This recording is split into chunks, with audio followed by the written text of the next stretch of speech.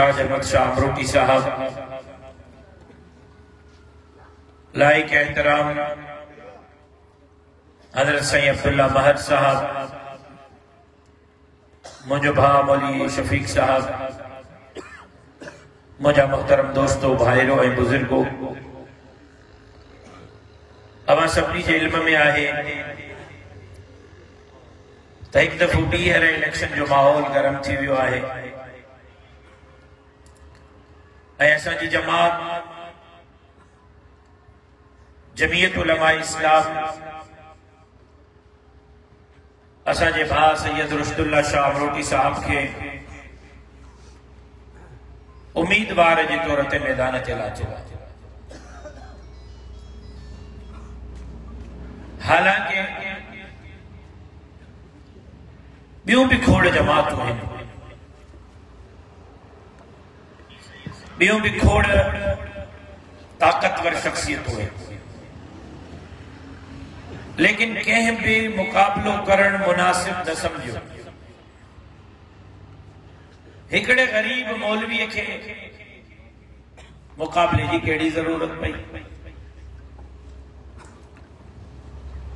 उम्मीदवार जो वालिद साहब फोत थी वियो, बटन छॾ यार के रखो।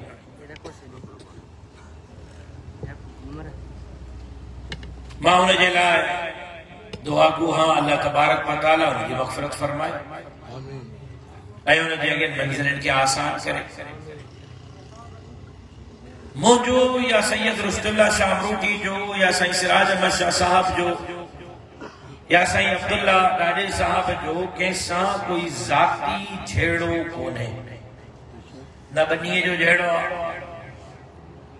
न बंगले जो झेड़ो, न ॾेती लेती जो झेड़ो। असां कंहिंजो भी कोई भी पाव जो रुपए जो पैसे जो हिसाब कोन्हे, न हुननि जो असांजे को लेखो लेणो आहे, न असांजो हुननि जे को लेखो लेणो आहे। इलेक्शन में मुकाबले करण जो बुनियादी सबब इहो आहे त जेका तबाही थी रही आहे, असां इन तबाहीअ जा ज़िम्मेदार इन्हनि हुकुमराननि खे समझूं था। ये जेका बदअमनी आहे, इन जो ज़िम्मेदार असां इन्हनि हुकुमराननि खे समझूं था। ये जेका कबाइली छेड़न की लानत आहे, इन जो ज़िम्मेदार असां सिंध जे हुकुमराननि खे समझूं था। जेका फैसला नथा थियनि, फैसला वडेरनि जे हथनि में, ये सब वडेरा भोतार खान नवाब हुकुमरान घर में वेठल आहिनि, हुकूमत में वेठल आहिनि। हुकूमत डंडो खणी चपटी वजाए पंहिंजे वडेरनि खे, पंहिंजे सरदारनि खे पाबंद करे त हिकड़े ॾींहं में कबाइली झेड़नि जा फैसला थी सघनि था। कबाइली झेड़ा ख़त्म थींदा त अमन थींदो। ईअं नथो थी सघे त झेड़ा पे हुजनि ऐं अमन बि थिए। अमन तॾहिं थींदो जॾहिं झेड़ा ख़त्म थींदा। झेड़ा तॾहिं ख़त्म थींदा जॾहिं वडेरा फैसला कंदा। वडेरा फैसला तॾहिं कंदा जॾहिं हुकूमत उन जे मथां डंडो खणंदी। पर हुकूमत भी नथी चाहे त फैसला थियनि, वडेरा भी नथा चाहिनि त फैसला थियनि। छो त हुकुमरान भी चाहिनि था त असां सिंध खपाईंदा वठूं, माण्हू असांजे तरफ़ न वाझाइनि। वडेरा भी चाहिनि था त असां करप्शन कंदा वठूं, माण्हू असांजे न वाझाइनि। जॾहिं माण्हू वांदा हूंदा त उन्हनि ॾे ॾिसंदा, जॾहिं वांदा ई न हूंदा, पंहिंजनि झेड़नि में, पंहिंजनि बिरादरियुनि में, पंहिंजे इलाके जे मसइलनि में उलझल हूंदा त हुकुमराननि को सवाल कीअं कंदा। इन जे करे उहे चाहिनि था त हे उलझियल हुजनि, हे वड़ियल हुजनि, हे झेड़नि में हुजनि, ताकि असांजे कोई नज़र न करे सघे। ऐं हालत हिननि हज ते पहुती आहे त असां सिंध अमन मार्च कयो। हिकिड़ो दफ़ो 13 ॾींहंनि जो अमन मार्च, ॿियो दफ़ो 6 ॾींहंनि जो अमन मार्च, हिकिड़ो दफ़ो सिंध अमन जरगो, ॿियो दफ़ो सिंध अमन जरगो। असांजे अमन मार्चनि ऐं अमन जरगनि जे नतीजनि में अची परेशान थिया ऐं पोइ धाड़ेलनि खे वञी क़ुरान बेड़ कयो, उन्हनि खे पैसा ॾिनऊं, पिस्टल भी खरीद कयूं, बंदूक भी खरीद कयूं, कलाशन भी खरीद कयूं, पैसन तो हथियार वठी हेडे शादी हाल सजाए, बकरा मुर्गियों तिक्का ठाहे, धाड़ेलन के रेड कारपेट दे इस्तकबाल कराए चयूं असा फाड़ो मारियो आ, धाड़ेलन को हथियार फिटी कराया आहिनि, अमन कायम थी वियो आहे। जेकॾहिं वाकई तव्हां धाड़ेलन का हथियार फिटी कराया, तव्हां अमन कायम करायो, त कल्ह मुंहिंजे शिकारपुर जे अंदर कीअं हमलो थियो आहे ऐं हिकिड़ी DSP असांजी अदी पारस बखराणी जेका औरत आहे उहा बि ज़ख़्मी आहे, उनजो मुड़ुस बि ज़ख़्मी आहे, सिपाही बि ज़ख़्मी आहिनि। जेकॾहिं तव्हां अमन करायो त पोइ कल्ह जहिड़ो छाजो थियो, कल्ह इहो बदअमनी छाजी थी, इन जो मतिलबु आहे त तव्हां क़ौम सां कूड़ ॻाल्हायो, धोखो कयो, फ्रॉड कयो ऐं असांजे अमन मार्चन जे नतीजे में तव्हां वो प्रेशर में अची करे धाड़ेलन खां पैसा ॾेई करे हथियार फिटा कराया। कल्ह बि बदअमनी हुई, अॼु बि आहे, कल्ह बि बदअमनी जा ज़िम्मेदार तव्हां हुयो, अॼु बि बदअमनी जा ज़िम्मेदार तव्हां आहियो। हिक तरफ़ बदअमनी, ॿिए तरफ़ यानी मां त हैरान आहियां, दरिया खे छा सॾींदा आहिनि, दरिया बादशाह इहे चवंदा आहिनि या न आहिनि चवंदा, वॾनि जे ज़बाननि ते इहे हूंदा आहिनि बाबा दरिया बादशाह, इहे आहे या न आहे। ऐं हुकुमराननि खे मां छा कयां जो माण्हुनि मां त न मुड़िया, नौकरनि मां त न मुड़िया, अस्पतालनि मां त न मुड़िया, स्कूलनि मां त न मुड़िया, रोडनि मां त न मुड़िया, रस्तनि मां त न मुड़िया, सॼी सिंध खाई भींग करे विया, सभु कुझु खपाए विया, खुरे विया, लुटे विया, आख़िर में दरिया बादशाह जो बि सौदो करे आया, दरिया बि खपायो। ऐं पोइ डंडो खणी असां निकितासीं। हिकिड़े ॾींहं में गुड्डू वारी पुल ते, साॻे ॾींहं ते सखरा वारी पुल ते, साॻे ॾींहं ते लारकाणे खैरपुर पुल ते, साॻे ॾींहं ते दादू मोरे पुल ते, साॻे ॾींहं ते आमरी काज़ी अहमद पुल ते, साॻे ॾींहं ते हैदराबाद जामशोरो पुल ते, साॻे ॾींहं ते ठठ सिजावल पुल ते। हिकिड़े ॾींहं में सभिनी पुलनि ते लखे माण्हू गॾु कयासीं, अची पुछड़ो थियोसीं, दरिया था खपायो, सिंध था खपायो। असांजे एहतिजाज, असांजे मुज़ाहिरनि, असांजे धरणनि जे नतीजे में आख़िर उन्हनि दरियाह जे उन विकिरे जो नोटिफिकेशन वापसि वरितो। वरी हाणे मुआंडरा उचाए थर जे कारूंजर जबल जा सौदा था कनि, थर जे कारूंजर जा सौदा। बदअमनीअ जा ज़िम्मेदार इहे, बेरोज़गारीअ जा ज़िम्मेदार इहे, कबाइली झेड़नि जा ज़िम्मेदार इहे, पेटनि जा सौदागर इहे, वसीलनि जा सौदागर इहे, जज़ीरनि जा सौदागर इहे, दरियाह जा सौदागर इहे, स्कूलनि, अस्पतालुनि, रोडनि, रस्तनि, नालनि जा पैसा खाईंदड़ इहे, नौकरियूं खपाईंदड़ इहे। अञा बि इते उन्हनि खे इत्मीनान न थियो, वरी क़ौमी असेंबलीअ में बिल पेश थियो त बाबा अक़लियतुनि खे हक़ ॾियो। अक़लियतूं माना गैर मुस्लिम, हिंदुनि खे हक़ ॾियो, ईसाइनि खे हक़ ॾियो, सिखनि खे हक़ ॾियो। ऐं उन में हिकिड़ी लाइन नंढड़ी लिखी आहे विच में चोरीअ में त हिंदुनि सां गॾु, सिखनि सां गॾु, ईसाइनि सां गॾु, मेंगवाड़नि मारवाड़नि सां गॾु काइदियानियुनि खे बि रस्तो ॾियो। असांजो काइद मौलाना फज़लुर रहमान साहब ॿुधी बीठो ऐं मौलाना साहब असेंबली में चयो त बाबा हिंदुनि खे हक़ ॾियो, असांखे एतिराज़ न आहे, इस्लाम थो चए उन्हनि खे हक़ ॾियो, सिखनि खे, ईसाइनि खे, मेंगवाड़नि खे, मारवाड़नि खे हक़ ॾियो, असांखे एतिराज़ न आहे, इस्लाम थो चए उन्हनि खे हक़ ॾियो। लेकिन काइदियानी मदीने जे मीर जे ख़त्मे नबूवत जा दुश्मन आहिनि, काइदियानी जे हक़ में बिल पेश न कयो, असां करण न ॾींदासीं। जॾहिं मौलाना इहा ॻाल्हि कई त पीपल्स पार्टीअ मां अब्दुल कादिर पटेल जो कराची में MNA वो उठी बीठो, उन चयो त मौलाना फजलुर रहमान सही तो चए, पहिरियों कुर्सी ना है, पहिरियों मदीने जे मीर जी खत्मे नबूवत ऐं मां हुजूर जे खत्मे नबूवत जे लाइ मौलाना साहब सां गॾु आहियां। वो असेंबली में ॿाहिरि निकिरी वियो।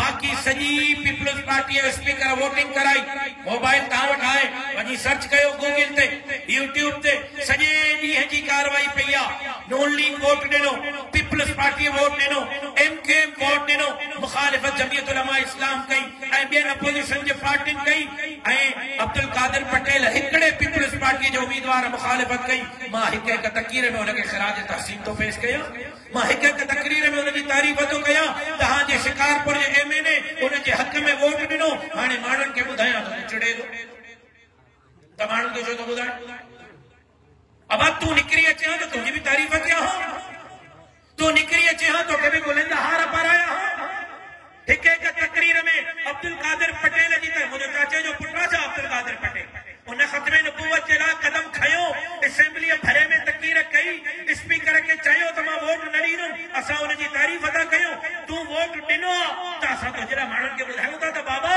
तहां जे एमएनए रोड त खपाया रास्ता त खपाया नौकरियूं त खपायूं सिंध जी त भींग कई दरियाहनि बेटनि वसीलनि जज़ीरनि जा त सौदा कया हाणे ये असेंबली में वेही करे हुजूर जे खतमे नबूवत जे मुनकरनि कादियाननि जे हक़ में बिल था पेश कनि पोइ वाइको था कयूं त चिड़ी था पवनि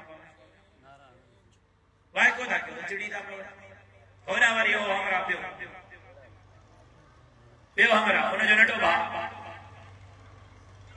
उन वरी वोट ॾिनो आहे सिंध असेंबली में शिकारपुर वारे एमपी वोट ॾिनो आहे सिंध असेंबली में लाड़काणे वारे रतेदरे वारे सखर वारे खैरपुर वारे एमपी चाचे मुराद अली शाह चाचे कायम अली शाह छा बिल पास कयो अथऊं त अल्लाह तो चए अल्लाह जो रसूल तो चए कुरान तो चए शरीयत थी चए त 18 सालनि खां घटि उमिरि वारो छोकिरो ऐं छोकिरी बालिग थींदा त निकाह करे था सघनि कुरान जो हुकुम बालिग निकाह करे तो सके अल्लाह जो हुकुम बालिग निकाह करे तो सके रसूल जो हुकुम बालिग निकाह करे तो सके शरीयत जो हुकुम बालिग निकाह करे तो सके तहां जे वजीराबाद जे एमपी साहब तहां जे शिकारपुर जे एमपी साहब तहां जे खैरपुर ऐं लाड़काणे ऐं सखर जे एमपी साहब चयो आहे त 18 सालनि खां घटि उमिरि वारो निकाह नथो करे सघे अल्लाह जे हुकुम जे ख़िलाफ़ रसूल जे हुकुम जे ख़िलाफ़ कुरान जे हुकुम जे ख़िलाफ़ उन्हनि बिल पास करायो आहे हाणे शिकारपुर जे माण्हुनि खे ॿुधायूं त चिड़ी था पवनि चिड़ो छो था मज़ाक बंदि कयो थी असां माण्हुनि खे न ॿुधाईंदासीं तहां असेंबली में मज़ाक कढो असां माण्हुनि खे ॿुधाईंदासीं त धरतीअ जा बि सौदागर आहिनि त दीन सां बि मज़ाकूं कढण आहिनि अल्लाह जे रसूल जे हुकमनि सां असेंबली में मज़ाकूं था कनि कुरान ऐं शरीयत जे ख़िलाफ़ बिल पास था कराइनि मुझे कैसा कोई साथी झेड़ो कोने रसदुल्ला शाह जो कैसा कोई साथी झेड़ो कोने असा सिंध जे लाइ निकिता आहियूं बेटन वसीलन जज़ीरन जे लाइ निकिता आहियूं असा अल्लाह जे धरतीअ ते अल्लाह जे निज़ाम जे लाइ निकिता आहियूं समाज जड़ी सिंध खे बागुन जमातन मां आज़ाद कराइण जे लाइ निकिता आहियूं ऐं जेका ये हुक्मरान आहिनि असां इन तबाहीअ जो इन्हनि खे ज़िम्मेदार सम्झूं था इन करे असां इन्हनि जो मुक़ाबिलो था कयूं मूं ते तनक़ीद न कयो मुझे तनकीद करण से हाँ जरदारी साहब तहां जी पुठी ठपी तो वाह जो कम करे आए मुले के खिलाफ तकीर की फरियाल साहिब तहां जी पुठी ठपी दी वाह जो वकारे कम करे आए राशिद साहब जे खिलाफ तकीर करे आए वजीर आला पुठी ठपी तो शायद तहां जे भाग मिनिस्ट्री भी मिली वजे मुले खिलाफ तकीर करण अवाम के मुतमईन नथा करे सको तहां तनकीद ये था कयो जो मां हुकूमत में हो जा तहां अपोजिशन में हो जो अड़े मां हुकूमत में न आया तहां हुकूमत में आयो मां लीडर ऑफ द अपोजिशन आया तहां लीडर ऑफ द हुकूमत आयो तहां के तनकीद न करण घुर्जे कारकर्दगी पेश करण घुर्जे मां जडे को जायो हां चाचा तरे का एमएलए साहब जे पीर के असेंबली में तो ॾिसां करे विफाकी वजीर करे सूबाई वजीर करे एमएनए करे एमपीए मां जडे को जायो हां इन्हनि के वज़ारतुनि ते तो ॾिसां हुक्मरानी में तो ॾिसां इक़्तिदार में तो ॾिसां मां जो सवाल आहे त तहां मूंखे तनकीद न कयो इहो ॿुधायो त तहां 60 साल खां 70 साल खां असेंबली में आयो तहां जी जमात पाकिस्तान ठहण खां इक़्तिदार में आहे तहां शिकारपुर में का हिकिड़ी हॉस्पिटल अहिड़ी ठाराई आहे अस्पताल जंहिंमें कल्ह जे ज़ख़्मी थींदड़ डीएसपी जो ऐं पुलिस वारनि जो इलाज कराए सघो न सखर में अहिड़ी हॉस्पिटल आहे न लाड़काणे में अहिड़ी हॉस्पिटल आहे न शिकारपुर में का सरकारी अहिड़ी हॉस्पिटल आहे तहां पंहिंजे ज़ख़्मी डीएसपी पुलिस वारनि के प्राइवेट अस्पताल में खणी वियो तहां जी कारकर्दगी त इहा आहे त तहां 80 साल खां इक़्तिदार में आयो ऐं शिकारपुर खे हिकिड़ी भली हॉस्पिटल न ॾेई सघिया आहियो तहां जी कारकर्दगी त इहा तहां अस्पताल ॾेखारियो 70 सालनि खां तव्हां इक़्तिदार में आहियो। अब सवाल इहो ग़लति आहे या सही आहे? ॻाल्हायो बाबा। तव्हां हिकिड़ो स्कूल ॾेखारियो जंहिंमें MNA जो पुटु पढ़ंदो हुजे। तव्हां हिकिड़ो स्कूल ॾेखारियो जंहिंमें MBA जो पुटु पढ़ंदो हुजे। रसूलुल्लाह शाह जे मुक़ाबले में जेको MBA बीठो आहे हाणे वो पाण पंहिंजी ज़बान सां थो चए मां सॼी ज़िंदगी अमेरिका में रहियो आहियां। पाण थो चए पंहिंजे वात सां। रसूलुल्लाह तव्हां लंडन में पढ़ायो, अमेरिका में, बर्तानिया में, काथे पढ़ायो? अमरोड शरीफ में। तव्हांजा पुट त अमेरिका में था पढ़नि, तव्हांजा पुट त बर्तानिया में था पढ़नि, तव्हांजा पुट त कराची, लाहौर, इस्लामाबाद में था पढ़नि। तव्हां 80 साल खां इक़्तिदार में, तव्हां 80 साल खां हुकूमत में, तव्हांजा खानदान जा खानदान ॿ टे भाटिरी असेंबली में, तव्हां शिकारपुर में हिकिड़ो स्कूल न ॾेई सघिया आहियो जंहिंमें भली तालीम तव्हांजा पुट हासिल करे सघनि। तनक़ीद मूं ते था कयो, मुजरिम तव्हां आहियो, तव्हांजो पीछो कयो आहे, कंदो रहंदुमि अवाम जे साम्हूं तव्हांखे ज़ाहिर कंदो रहंदुमि। रहियो न कयो, सिंध जी अवाम जी दीन जी ख़िदमत कयो, तव्हांखे हार पाराईंदासीं। जेकॾहिं अवाम सां मज़ाक़ कंदव, सिंध सां मज़ाक़ कंदव, दीन सां मज़ाक़ कंदव त तव्हांजो मुक़ाबिलो कंदासीं। कंहिंजो पीर बि असांजो रस्तो नथो रोके। नारे तकबीर।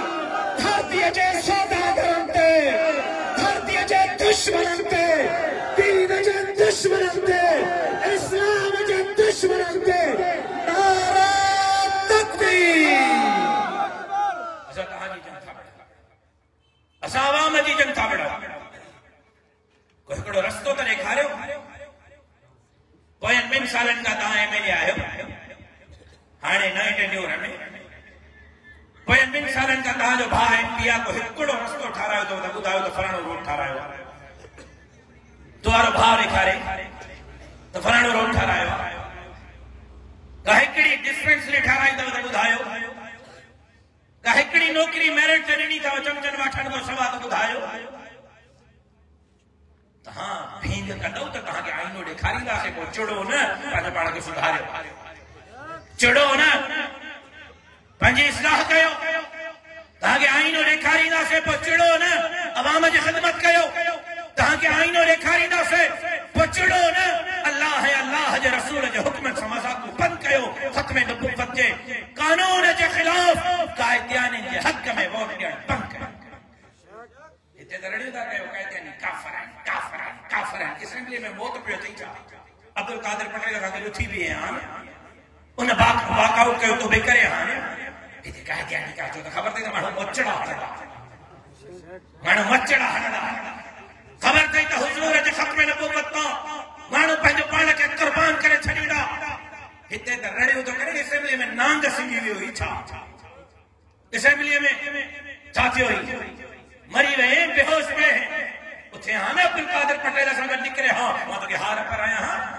हाँ कायदियानी काफ़िर हुया, कायदियानी काफ़िर आहे, कायदियानी काफ़िर रहंदा। लेकिन इन कानून जी तहां चौकीदारी नाहे कई। क़ौमी असेंबली में मुफ़क्किर इस्लाम मौलाना मुफ्ती महमूद चौकीदारी कई। उन खां पोइ क़ौमी असेंबली ऐं सेनेट में मुंहिंजे जमात चौकीदारी कई। सुप्रीम कोर्ट में मुंहिंजे क़ाइद मौलाना फज़लुर रहमान चौकीदारी कई। हाणे हफ़्तो पहिरियों बि मौलाना फज़लुर रहमान चौकीदारी कई आहे। तव्हां इन्हनि अमेरिका ऐं बर्तानिया वारनि जो बूट कचण वारा आहियो। असां इन्हनि सां अखियूं अखियुनि में मिलाए करे ख़त्म नबूवत ज़िंदाबाद जा नारा करण वारा। नारे तकबीर। उलमाए हक़, उलमाए देवबंद, सियासत मुस्तफा, सियासत उलमाए हक़। पर जेकर तव्हां सम्झो था साईं अब्दुल्ला साहब, साईं सिराज अहमद शाह साहब, मौलवी गुलाम कादिर साहब, मौलवी तैयब साहब, पर जेकर तव्हां सम्झो था त राशिद ग़लति बयानी थो करे त पोइ वज़ीर आला खे चओ प्रेस कॉन्फ्रेंस करे ऐं उन में चवे त बाबा सिंध में बालिग थियण सां गॾु शादी करण जी इजाज़त आहे। 18 सालनि खां घटि उमिरि वारा शादी करण सां कोई कानून पास न करायो आहे। अचे असेंबलीअ में, अचे प्रेस कॉन्फ्रेंस में करे। जेकर न कयो त बस कर माफ़ी वठंदुसि। अचे वज़ीर आला चवे त बाबा हर बालिग शादी करे सघे थो, कोई कानून पास न कयो, ज़रूरत अथव त कयो।